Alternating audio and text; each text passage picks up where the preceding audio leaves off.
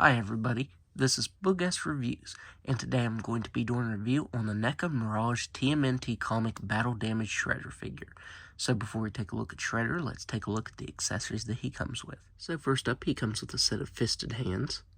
Up next, he comes with tight grip accessory holding hands, but he doesn't come with any accessories for these specific hands. It's kind of odd that they included these. It's almost like these hands were meant for a sword or something. But yeah, he doesn't come with any accessories for these hands. Up next, he comes with these wider grip accessory holding hands, and again, no specific accessories to hold in these hands, so that's kind of odd. Up next, he comes with the grenade and grenade holding hands. The grenade looks really good. I love the coloring on it. It looks very nice. At least we actually have an accessory to fit in these hands.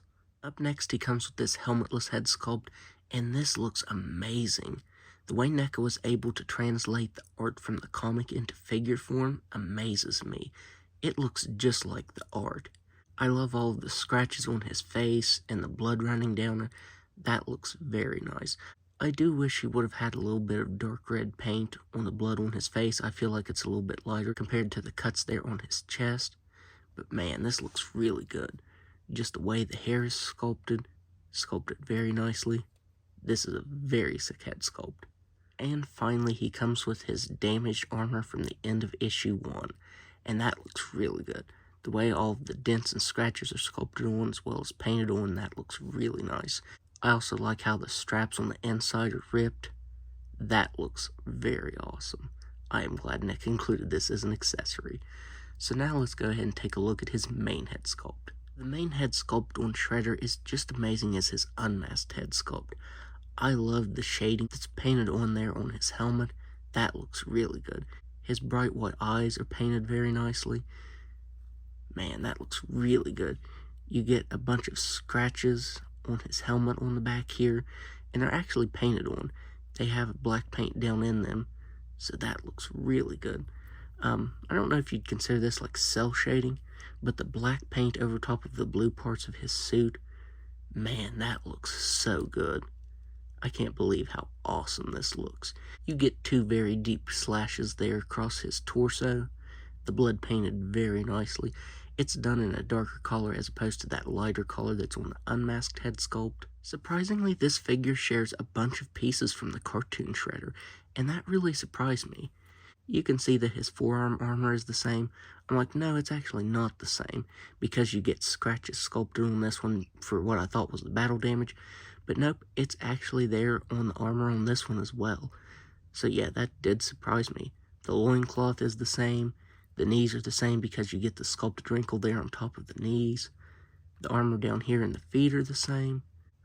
And even the biceps look to be the same to me. Which honestly, I don't even mind. I think this is a brilliant reuse. It was very hard for me to tell that this was the same figure. I was just looking at the legs and the loincloth there, and I'm like, I'm pretty sure that's the cartoon Shredder. But as I said, this is a pretty smart reuse because I didn't even notice at first that this was a reuse. You get some cuts on each thigh. The tearing of fabric around the cuts looks very good. That looks really awesome. And then he has some more shading down here on his armor and feet, the wrappings on his feet. So yeah, this figure is sculpted and painted phenomenally. Like I said, it just really looks like the art, and that surprised me. Originally, I was going to pass on this figure, but once I finally saw it in hand, I was like, I have to have this because it is very awesome looking. So now let's go ahead and go over his articulation. He has an articulated head and neck that can look up all the way. Let me take this head off here. This is a very different joint. You can see it's articulated a ball down here and then a swivel down in here. But it works so well because he can look down all the way. His neck does kind of look broken if you do that, but it does give him some amazing articulation.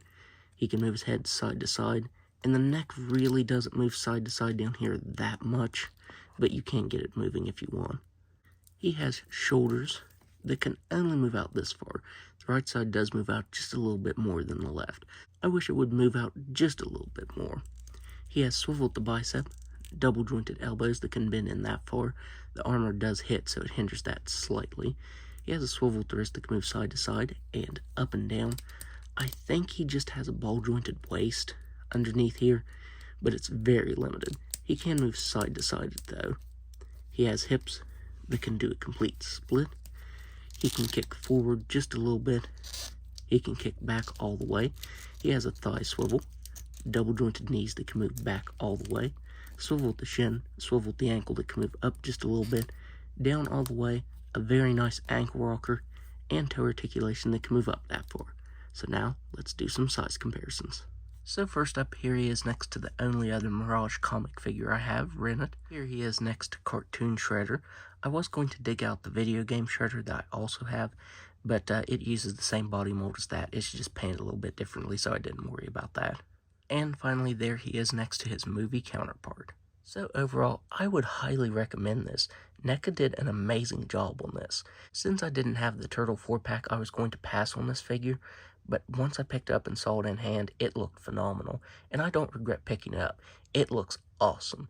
Another reason I wasn't planning on picking it up is because it is battle damaged, and not a regular Shredder, but as I said, this just looked too good, and you definitely have to pick this up. It is an amazing figure. So that's my review. If you like this review, be sure to hit the like button and subscribe to my channel. Thanks for watching.